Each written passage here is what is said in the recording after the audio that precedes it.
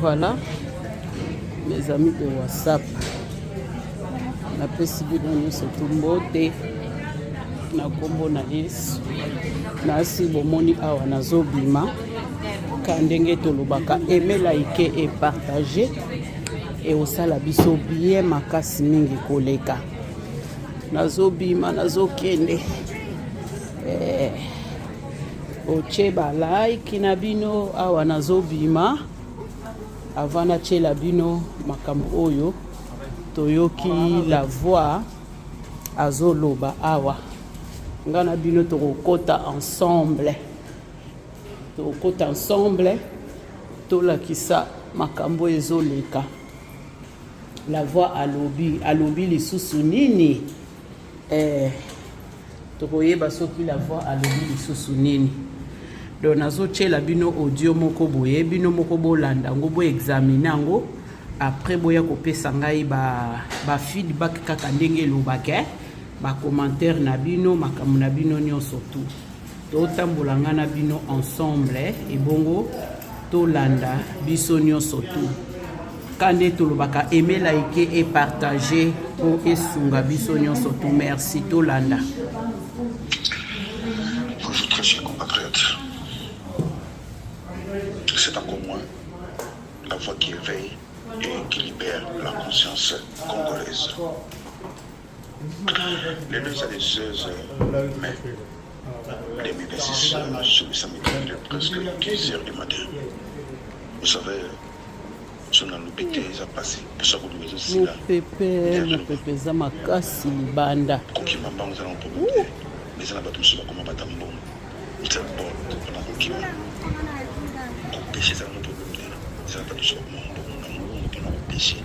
Quand je parle de pêcher ici. Voilà. Bozela momuke. Masankara, je ne me compare pas à lui. Avec toutes les idées que j'ai pour mon pays, je pense que ce n'est pas notre langue. Avec un français, propriété intellectuelle. Voilà. Je voulais être généreux intellectuellement parlant. Qu'est-ce que la générosité? C'est quelqu'un qui donne sans attendre rien de retour. Je voulais vraiment dénoncer tout ce qui se passe dans mon pays afin que les gens changent. La Bible nous relate la famille des Samaritains. Tozo luka kaka ndeni tokokomatsa volume na biso mes amis de WhatsApp. La parole des hommes.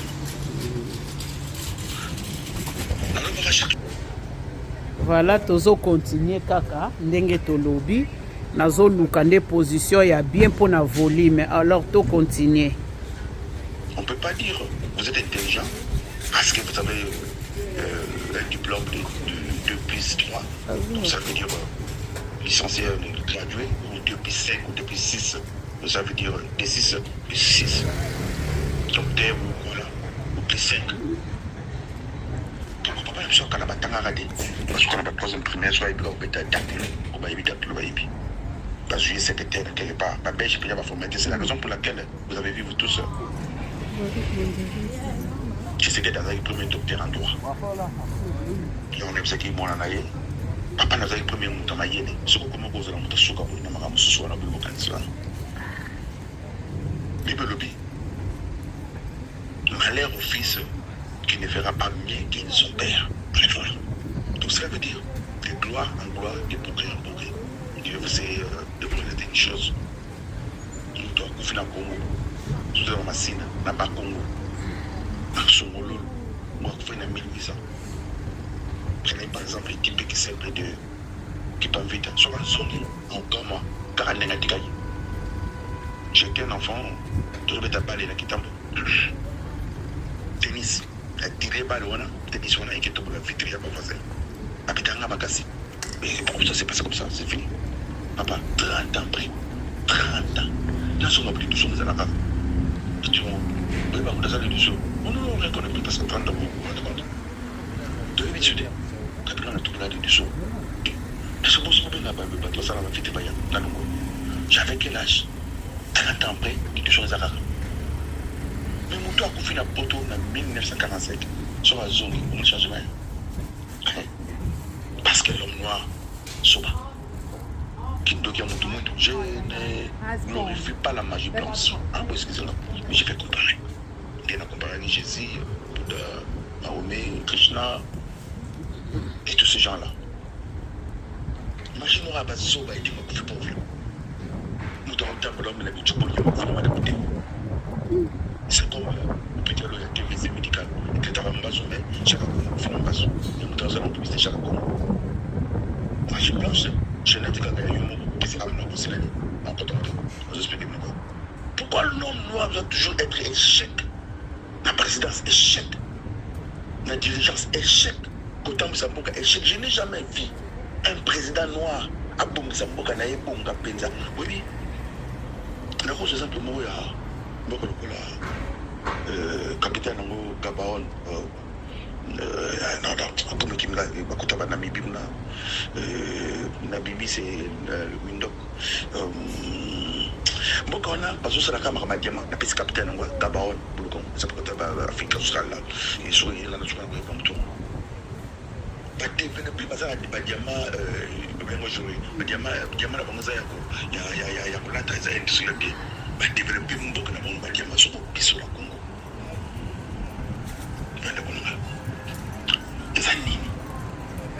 Est-ce que tu parles de Namboka Baza? Vous devez savoir une chose. Ce qui nous c'est que c'est passé dans Corée, dans Gangi chinois, dans Bafodola, dans Mondoki, après la chinois, côté copie à vous braquer. Parce que l'État congolais est poré, les frontières congolaises sont porées poreuses, il faut moi. Donc, quand on comment l'homme congolais, sa mémoire est porée, il peut être corrompu, poré plutôt c'est la mémoire, il peut être corrompu jusqu'au mois l'opinière. Pourquoi nous ne prenons pas la guerre? Parce que nous sommes invités, ça c'est les premiers segments de la voix qui éveille, qui libère la conscience congolaise. Nous sommes invités jusqu'au mois l'opinière. Pour la Rwanda, pour la Burundi, la Sony, et ça la zone, et ça la zone. Nous pouvons être, je ne critique pas, je dis non seulement, deuxième pays le plus sale du monde. Premier pays c'est Bangladesh. Capitale à Bangladesh, c'est Ali, Dakar. Pas Dakar, Dakar.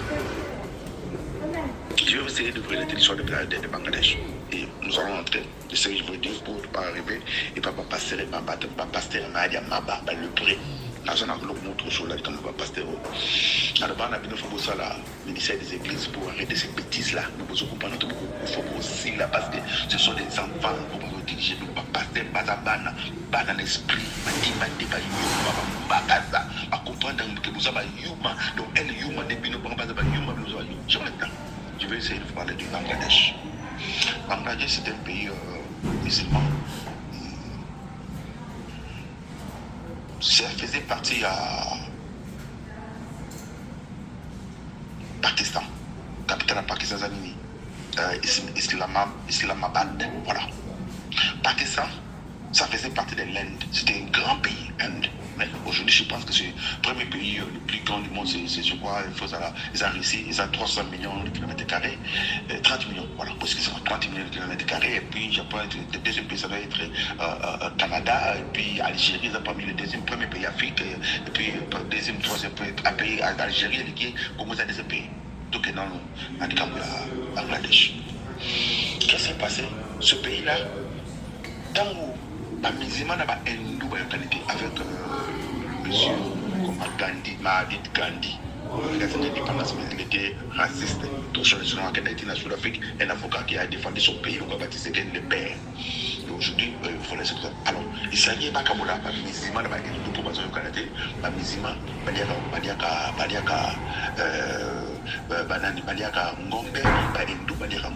alors, ce qu'on peut faire pour le moment, il y a un mot sacré. Il y a un souba et un gombe. Il y a un niveau de zoba, c'est un mot. Il y a un souba et un gombe. Et puis, il y a un gombe plus de mélange avec de la boue. Chaque jour, il y a une bénédiction. Tout ce qu'on a toujours construit comme Inde.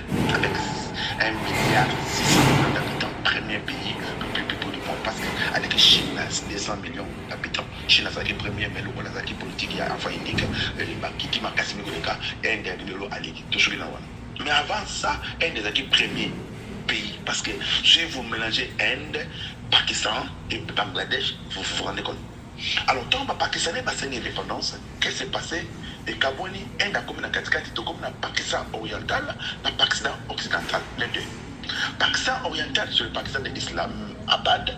Pakistan oriental, c'est ce qu'on appelle Dhaka, ce qu'on appelle Pakistan. Mais aujourd'hui, c'est Dhaka, Bangladesh. Toujours sur le Bangladesh. Alors, dans le pays Zoba, alors, côté Pakistan, il y a Islamabad, ils ont négligé, pour négliger le nord, ils ont Choua, Yaka.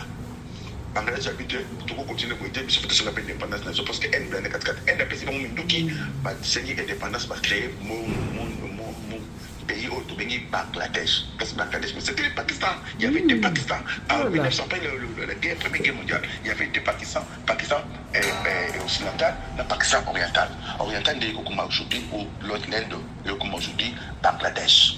En tout cas, sur le Bangladesh, le pays le plus sale du monde. Bazan a 55 000 km². Mais habitants, c'est quoi? 113 à 120 millions d'habitants. Donc, au Congo, nous avons 2 300 ou 445 000 km². Habitants, officieusement, nous devons être entre 117 à 120 000. Officiellement, 100 millions ou 100 millions. Ils ont plus de 700 rivières. Beaucoup de bons plat. Salité Zaguna Bandeko. Sur la Tizara, on l'a dit Goussi, on l'a dit Nice Watangaguna, on a passé à 18 par jour, et puis passer à comment je mène à 50 euros. Le salaire là, c'est 2 livres par heure, $2 par heure pour tout le monde. Comment le salaire est à combien? Le pays là souffre, surtout ceux qui connaissent la période de mousson. Moi, ces années, la période où il y a un boulot là-bas, il y a tout là-bas, il faut faire ça. Mais je suis en France. Sautanné Bangladesh a commencé à Dakar. Bazar a 700 rivières. Bazar a bateau métallique. Là, je ne t'appelle pas maintenant. L'intelligence, c'est la capacité à résoudre. Bazar, le peuple le plus dansé du monde sur la capitale de Dakar. Bazar est belé. Donc, Bazar a tout. Sautanné bateau, là, on dit que bateau suisse. Bazar a bateau. Est-ce que nous, avec l'intelligence de Bemba, avec l'intelligence des soi-disant pour dirigeants, est-ce qu'ils sont intelligents ou bien leur intelligence est de s'accaparer de l'argent du peuple pour ne pas s'enrichir? Il est sur la maman livre pour la photo, mais ils ont cyclé. Là, les mamans livre à Fiotuki. Maman livre à Fiotuki. Mon mari travaille à Chilance, mon change ami. Mon très cher mari, mais mon très cher mari. Mon mari travaille en silence. Kabila, je répète encore, pourquoi les Bangladais développent? Ils sont pauvres, ils n'ont rien comme minerai. Nous avons tous ces minéraux-là. Mais non. Nous avons un peuple qui a grandi avec la saleté ou la saleté. Et dans sa tête de mémoire, il y a de la saleté. Et nous tenons un virus sanitaire. Donc cela veut dire que l'homme congolais a de la virus, il y a un virus à saleté. Nous avons la saleté, la saleté normale. On se dit, madame, tout le monde a été mon coach en cas de saleté parce qu'il a grandi la saleté. Vous se rendez compte, Jean-Pierre qui me coach dans la toilette, vous avez un flasher mal sur l'anxiété. Et bien voilà. Nous devons apprendre à nos enfants comment flasher de l'eau. Nous devons apprendre à nos ministres comment flasher de l'eau. Je suis désolé. Tous les ministres ou le ministre, le député, il vient pour voler. Ça fait commencer. Pour le nom, Thérèse a soutenu. On va voir que comme c'est des zones à terrain, l'intelligence, je dis bien, c'est la capacité à résoudre les problèmes. Prenez par exemple la voie qui éveille et qui libère la conscience congolaise. Alors pas qu'il solo, il n'y a pas de plastique, qui chasse comme une plastifiée. Gagner pour ma plage, j'étais interpellé personnellement. Je dis, j'ose quoi vous avez mail. C'est ça que je dis. Ce n'est pas normal, ce n'est pas tchao, ce n'est pas éviter. Président de la République, entre parenthèses, donc c'est la mise au système au Kabila qui parce que c'était un étranger. Il y a nommé comme c'est des zones. Comme c'est des zones à notre époque, nous avons voté, banco voté, tout y est pour tout, il y a un kitambo. Joka fazama ngiri akuna ngiri papa na ndeto yi maman na papa no la limité tant pas besoin voter ba yebio non qu'est-ce que Kabila fait? Prenez par exemple l'histoire de Jeannot Kano ou Jano Kano il était qui ou qui je sais pas jusqu'à présent beaucoup bourgmestre il y a qui passe. Qu'est-ce que ça va avec Jeannot Cano? N'a pas partir confusion. Aïe, bibinoté, à ça peut n'a pas ça, il va bibinoté. Alors, il y a vite comme beaucoup d'accueil. Pour travailler salon, aux salles matin, qui chasse à la peau, beaucoup mais ça zoba, à la zoba, à la gâte, dans le bac, le chaque fois, dernier bomba, qui t'a chaque commune, chaque samedi après-midi, mon qui dit au télé comme ça. Sur le bourgmestre, ça va changer. Comme les gens disent qu'il dit, procurer, naïo, nous avons procuré génération, comment il s'appelle, fermé, le moulin pour qu'il va gagner mon on peut exposer Bango. C'est ça, personne est au-dessus de la loi. Mais aujourd'hui, les procureurs et les magistrats sont au-dessus de la loi. Plus que toi-même, tu sais que tu es battu. Je m'arrête pas là. C'est comme plastique. Dans le bac, oui. Quelque chose comme plastifié. Pendant le moment, depuis l'époque de Moujibio Gentil Ngobli, pour ça, la compagnie est banale, c'est clash. Et quand il y a ça, il y a mais les signes, pour vous taquer, je vais 10 kilos pour fêter 1000 francs. Pour ça, il y a un tout le monde, tout pour ça, tout ce qui n'a tout, c'est ça plastique. Vous avez 10 kilos de plastique, vous foutez 10 000 francs, 1 kilo, ça a 1000 francs, pour moi, le plastique ici là. C'est pas qu'on finit, je m'arrête pas là. Mais quand il y a un gars, ou un gars, pour péter, et pour vous amailler les dés, pour excusez-moi. Parce que tout le monde a maillé la pilote. Dans ce film, là, on fait. Tout avez un accompagnement qui chasse à tomber dans Eternity. C'est ça, c'est mal le code. Le code, c'est la voix de ma casse. Compagnie Eternity, ils ont ça, la vision au plafond, dans le maton, il y a Eternity, mais malheureusement, nous devons attaquer, nous devons attaquer le gouvernement du Zaïre, le gouvernement congolais, à indemniser le peuple congolais. Parce que si l'eau Eternity, les alaka, ça va plafond, les alaka. Quoi il veut dire par là? Le plafond, on a toujours ça là. Donc, il va faire des carrés. Le plafond, on a des alaka qui ont amiante. Amiante, c'est le produit le plus cancérigène du monde.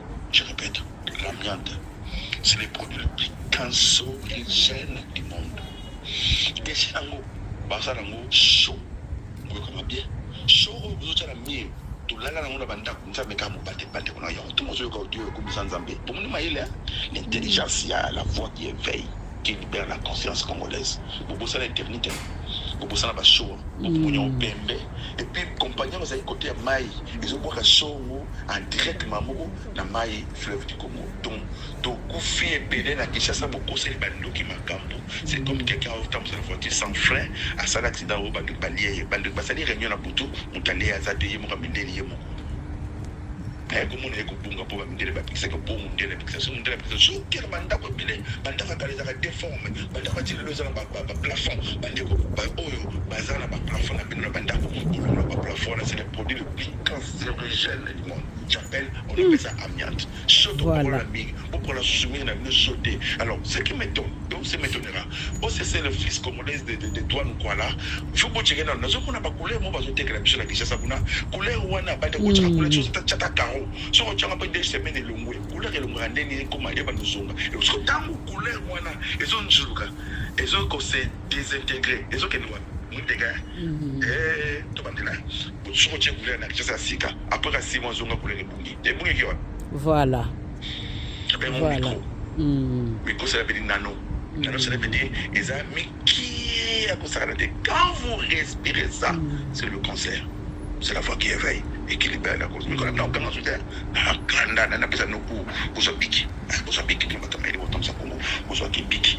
On a président la bilan, on a des canaux, surtout on a des métiers, on a des bandalons, comment dire, on a des faux d'avance, mais on a des bandalons, mais ce que tu as dit, tu veux que je pour se piquer beaucoup. Plastique, voilà. Bonsoir, pour Tatiamo, la compagnie Mongo, l'État a payé mon gouverneur à Villa Kinshasa. Bumba. Vous avez vu le soir Bumba. On s'en va le soir Bumba. Mais le soir Bumba, ça va péter. Alors, pour l'amba plastique, voilà, pour faire quoi? Vous allez maintenant commencer à fabriquer, je dis bien, à fabriquer des tôles en plastique, mais adieu. Auparavant, nous avons tous, vous savez, nous avons tous connu que pour voiture, tant que les Américains passent la voiture dans ma bende, les Américains passent la voiture dans carton, les gros Américains, les limousines américaines dans carton, mais ma carton, il y a ma case. Et c'est si vous mélangez, pour dire, la chimie, c'est pas ça, c'est ça, pour vendre pour créer des tôles, pour créer des choses en plastique, surtout des tôles, parce qu'il y a la construction, philosophie, vous autres, on va extendre, comment, vous va qu'ils ville, n'a côté des chaises à côté, pour dire, village côté Malukuna et là on est beaucoup ça la bateau. Voilà. Yangwana omoni yemoko alobi que l'intelligence c'est la capacité à résoudre. Waouh, la voix. Nzamba pambola yo vraiment. Na ebité soki gouvernement na biso, gouvernement ya Fachi. Na ebité soki balandaka babiloko nyonso tout. Waouh, azoba makambo moko eza capitale pour soki totali même ata batu oyo ba tozaka toito pelisa moto, il faut ocha chasser. Olingo lamba omona olambi loso ofiniki chasser likolo po ekausa. Bolanda bien bandeko. Eza makambo moko kitoko na sepeli nango makasi wana ngai te, c'est la voix qui éveille et qui libère la conscience congolaise. Ye wana nde mutaza koloba. Merci vraiment la voix au fungoli biso lisusu lelo ya kokamwa. Tozo continuer. Tolwana. Yami balé bozo kanga batela na batolo. Batolo ba beaucoup ça ya plastique. Ya makasi. Ya misato. Boyo kanga bien. Ce que j'appelle échafaudage.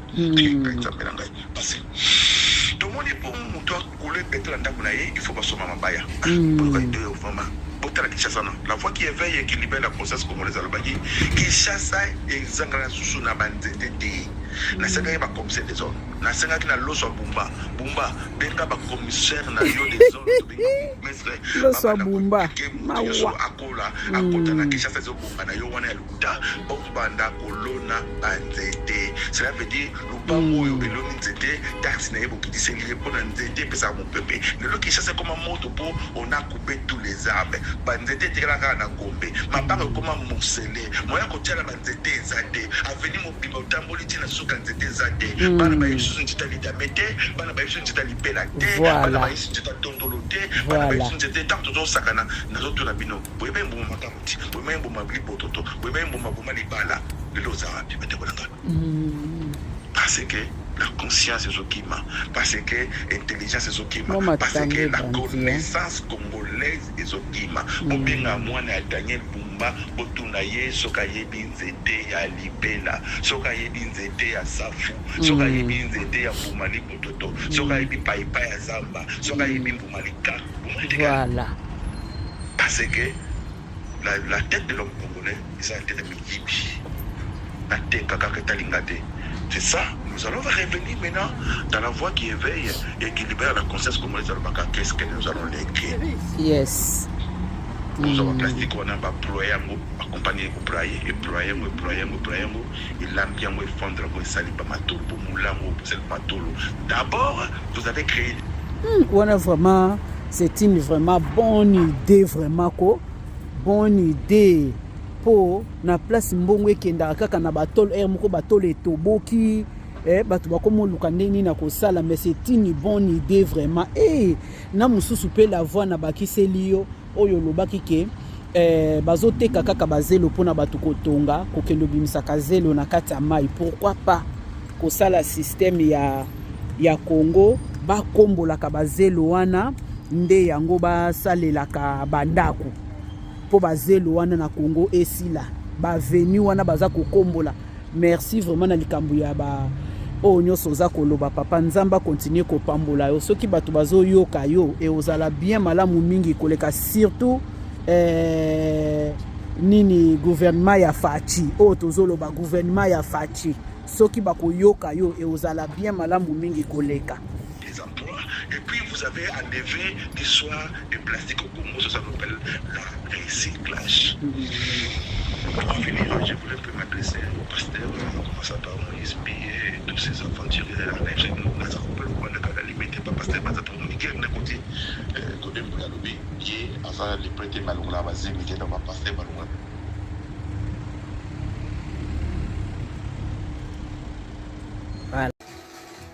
Makambo la voix azokoloba yango yo likambo ba plastique awa bazoko recycling all biloko nyonso tu o etangami lokola plastique yango nazochela bino basala yango batapi.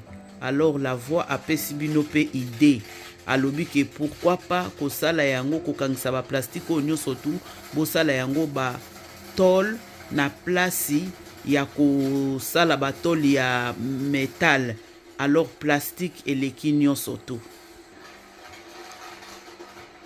yango oyo.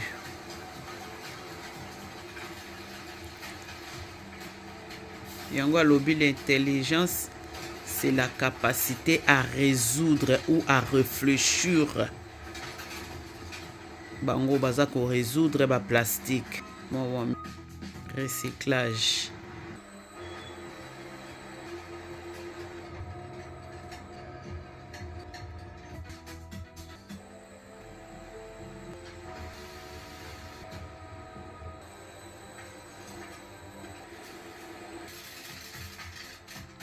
Nyonso eza ba plastique, hein? Les plastiques.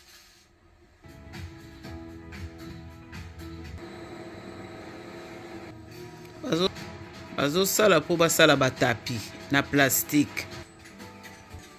Yango oyo babouteille nyonso tu oyo bakolektaki yango boomona eza na bacouleur wana yango bakomosala tapi. Tala bomoni tapi yango oyo, tapi yango oyo, tapi yango wana. Merci.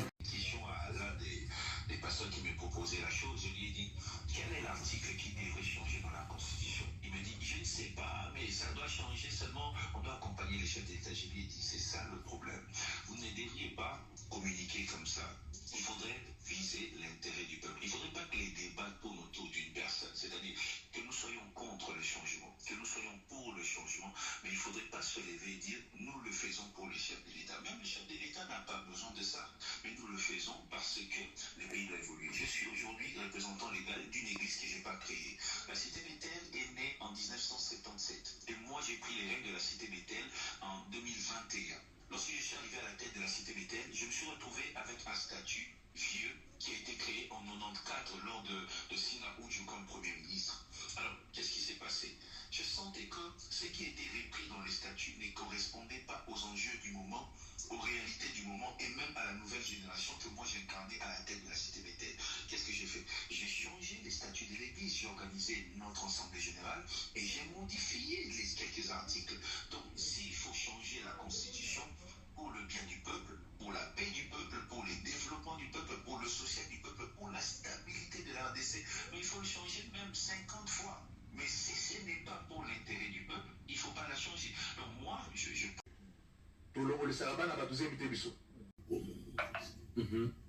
Moïse son père a été un ami Yangai Yabuto. Yabuto.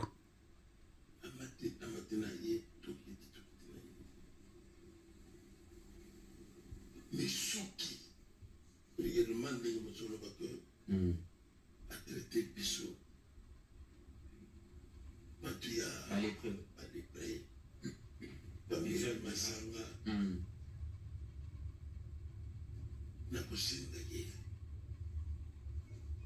Mon fils,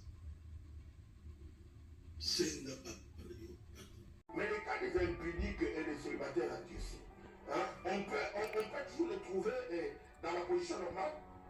Encore faut-il que vous sachiez très bien que cette église dont on est en train de parler, qu'on a montré qu'elle est bien gérée, mais ce n'est pas la vérité. Les camps de lépreux, vous l'acceptez. Nous sommes le cas de lépreux, bibliquement parlant. Le cas de lépreux existait à Samarie. Et ces lépreux-là, ils ont sauvé la Samarie. Parce qu'ils avaient la révélation de Jésus. Ces lépreux-là, ils ont demandé d'une manière claire que si ils ne posent pas d'acte, s'ils ne font rien, hein, ils vont être tués, ils vont mourir. Il faut qu'ils se portent vers les combats. La personne qui a identifié de lépreux et qui ne s'est jamais retrouvée dans le milieu de serviteur de Dieu. Mais pourquoi il ne s'est jamais retrouvé si vous l'avez?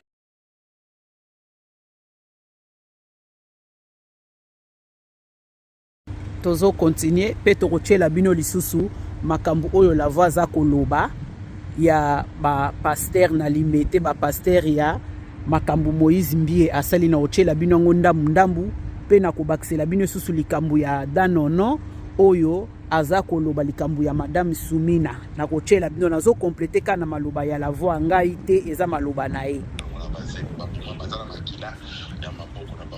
David alinga tongela nzambe ndako nzamba de kotonga ndako te kozala makila.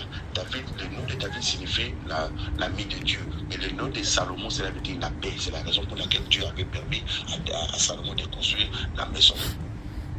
Vous devez savoir une chose. Ndako ya Salomon, château ya Salomon. Là au bureau qui n'a pas de de lamentation, tout ça là. Ndako ya Salomon sur 100 mètres carrés.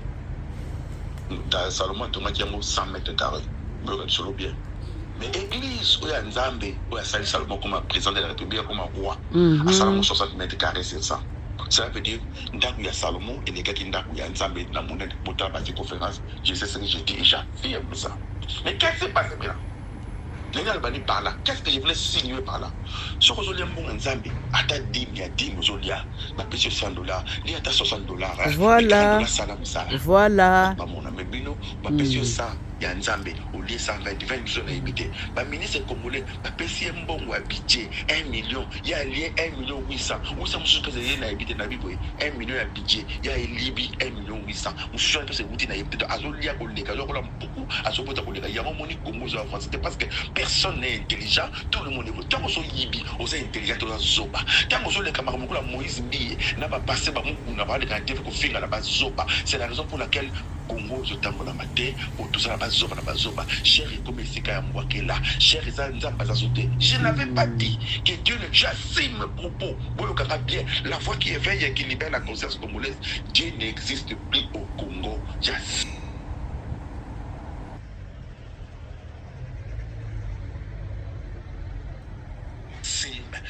Est-ce que l'homme congolais a cet amour-là? Garde la réponse pour vous. Mais la main de l'Éternel est au Congo. Je répète, j'assume mes propos. Je sais comment parler, je dis bien, la bêtise était à Ningala. J'assume mes propos. Dieu n'est plus au Congo. C'est la raison pour laquelle Dieu vous a abandonné. Le Rwanda vous a attaqué pendant 30 ans. Un tout petit pays, un diminutif de pays qui est dirigé par une mante religieuse. La mante en français. La mante religieuse. La Ningala Likwa Kazala. A Béti Bino pendant 30 ans. Parce que Moral Nabino, ils a pas Nzamba Tiki Bino.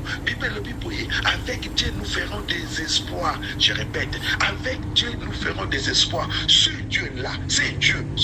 Là, il va écraser vos ennemis. À moi la vengeance, à moi la rétribution. Mais tellement il a compris que Batango nazo kundra bazaba lendele. Batango nazo kundra bazaba zoba. Batango nazo kundra yemo alinga tika mutakala kutira mutakala. Batango nazo kundra kolela nzambe na boti bana babote baba balukilinga bosuti nzambe ya nzambe suti bino na loba boye na pasteur kosana nganga soki satan na ndio ki me pa nzambe mais soko seli musala na nzambe nzamba na ndio ki mawapi.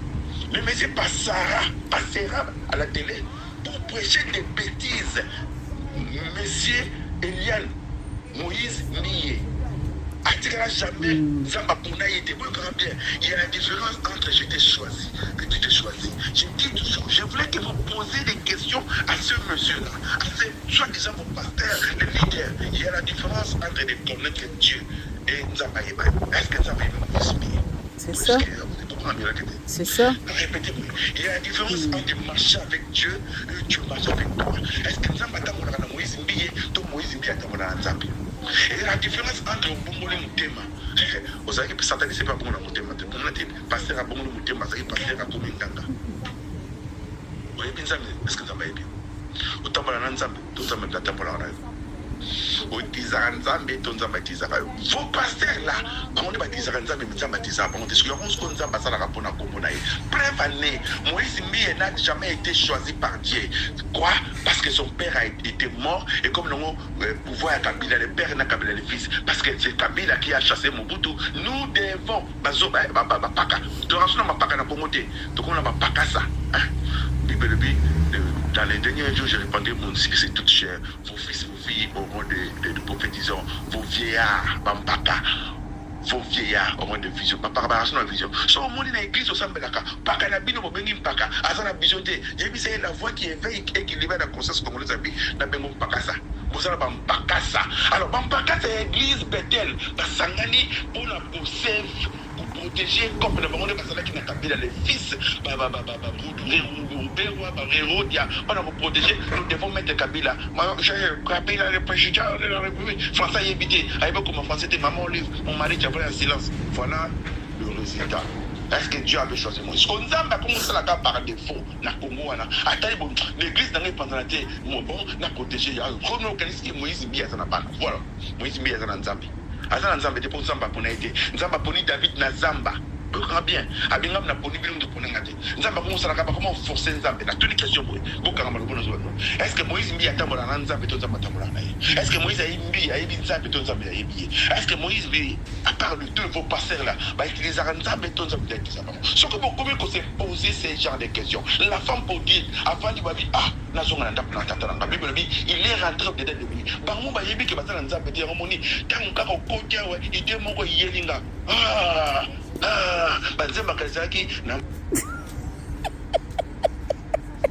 En tout cas, la voix ça fait.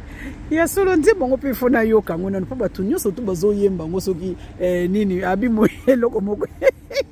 Ide moko yeli ide ya nini la voix pardon ou mais là parce que ça ko révéler batu makambu oyo eza ya bosolo mais batu bazo comprendre ngo te batu bazo ko ignorer ngo quoi soki nazo comprendre bato baza na kati ya boîte tango bazo yoka makambo oyo ba loba azoloba pe lisusu nini mais makambo zoloba ba o bavandi na kiti ngo pe baza musika bazo comprendre makambo zoloba mais bango comme baza bato ya miyibi nzamba limbisa ngai ba bato solo kana bato ya désordre yango nozomona oyo zolobe pa na bango malgré osala bango passe mais bazolingola kisango te papa l'idée moko eyeli yo loba na o papa na makasi na ngai te amen nguya na ngai te bitamba tiki Nzambe to yaki awe kumwe bitu Dieu ne plus là soye mama Nzambe na makombo nyonso kombo eleki monene kombo yo menele okuta banzembo zo zengwana bêtise tant qu'on dit à l'idée moko yeli là na pe idée mozo pesaka soif to continue ngona alors nanyela bakwe tout faut passer là sans cynique aza de moni likambo a permis kozala na permis full. Vous avez des pasteurs ya mungwa je répète le pasteur du sel basanga saveur pour que makanisi mabebi. Vous avez un pasteur à Mungwa. Nous avons décortiqué ça dans le Congo. Il y a plus de pasteurs, il y a des pasteurs, mais ce sont des sels, ce sont des pasteurs Mungwa. Ça veut dire quoi? Ils n'ont pas de saveur. Vous dites que c'est ça. Vous dites que c'est ça. Est-ce que Moïse. Biso tozo yoko kaka, tozo tiko na nosilisa. Et bongo mutu na mutu, à tous mes amis de WhatsApp, point oyo mutu na mutu, acha commentaire na ye. Ya lobito tika ye asilisa, mais biso nyoso pe, toko cha. C'est là eyokeli na biso maloba na ye mais biso nde mutu toza kolanda biso pe to kocha ba point na biso Moïse mbi azana crédibilité mongo sans saveur. Est-ce que Vaseline Mike Ayamba le mensonge azana crédibilité mongo sans saveur. Mukuna soy azana crédibilité mongo sans saveur. Denis Losso violet comment il s'appelle aubergine azana crédibilité mongo sans saveur. Moïse mbi. Voilà que ce sont les noms que j'ai cités. Nous, ça va passer, sans saveur. Ah oui. Vous avez eu vos jetons là achetés à vos parents.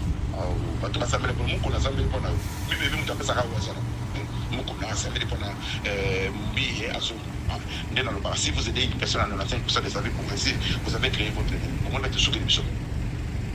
Moïse, je vous ai dit une chose. Oui, soit un grand prophète et un petit prophète. Petit prophète, c'est ce qui est accueilli à ce grand prophète aussi là. Vous savez ce qui s'est passé? Grand prophète, il a été un petit prophète, il y a un bandion. Il y a un bandion. Il y a un Okango, la Kingo, deux saisons. Alors, je dis bien haut et fort, je suis prêt pour changer ou modifier des gens. La constitution ne peut pas pour changer. Et puis, sur le comment dirais-je, en détail, et comment dirais-je, à surmesurer pour la l'unité PSD. Nous avons pour ça concession les Arabes, pour la surtout papa le peuple d'abord. Pour le peuple a investi, le peuple a accepté là, avec tous les argent que vous avez. Vous avez la capacité de créer avec des mandats chaque année 10 millionnaires dans le Congo. Mais malheureusement, pas mon yumate. Papa, vous êtes quel mandataire? Vous êtes quel mandataire? Vous êtes quel mandataire? Non, non, bien bon. Pour me zater. Vous avez la capacité de se relier. Mais Batubazoï, vous avez raté, Bazere, vous avez maté, la monnaie, vous avez mis côté Akuna, Bandonango, Bakena Bango, Bumba, vous avez un papa, Otiki Mboka, au bébé, malheur au fils qui ne fera pas qu'elle son père, et malheur au pays qui est dirigé par un petit. Capitaine nous a dirigé parce qu'il était petit. Vous savez, c'est un enfant, un enfant pas petit, un enfant. Quand vous êtes pour la personne, on est des organisations. Vous avez comme ça, mais comme la souka malheureusement, au commence là, qui est beaucoup moins ça savait. Mais vous l'avez fait de toutes choses, qu'est-ce qu'on commence. Mais tellement je vous aime. Tellement je vous aime. Parce que Dieu m'avait dit de prier pour vous. Nous allons pour les bangates, oui, nous bengate. N'a pas après ma toloté. Pour mettre ma toloté dans la septième marteau. Je continue toujours à prier pour toi. Que Dieu bénisse les Congolais qui protègent que c'était votre frère d'avoir qui éveille et qui libère la conscience congolaise. Bon week-end à vous. Donnez le bien. Sur mon pasteur, nous avons Makambo Sibate, Benga et Mungo sans savoir. Assis là, Bougansinga ma bébé. Et en tout cas, la voix bongo yo lobi kaka pona fatike akotika la koyeba yo te kasi biso pe to lukaka yo te. Mes amis de WhatsApp pe alukaka yo papa alukaka yo po to mekana nu ko passer interview ya mwa mukie po to yeba makambu oyo lobaka eutaka po chaque fois batindelanga ba message na yo ezakaka soki naza koyamba naza kaka koyoka ke la voix pe maloba nyonso tu oyo lobaka jamais na mona ngo eza ya kokokama ekokanaka te maloba nyonso tu oyo lobaka ekokanaka te pe chaque fois oza na ba mot oyo eza ya temps quoi potala ndengo opesi bango likambo ba plastique bakangisa ngo po basala ngo batolo. À part yo, tokozwango susu epa ya nani papa. Tokozwango epa ya nani soki yo olakisi bisote. Alors moi je vous laisse encore. Je vous dis que aimer, liker et partager. Ba o penon ba abonner na chaîne na bisote. Bo salela ngai faveur, bo aider, bo aimer, bo liker, bo partager massivement pe bo abonner na chaîne na biso. Moni bis nanga yangwana na ozwa bis nanga donc nazozela bato asuka ngana bino tomonani. Alors je vous love, bye bye.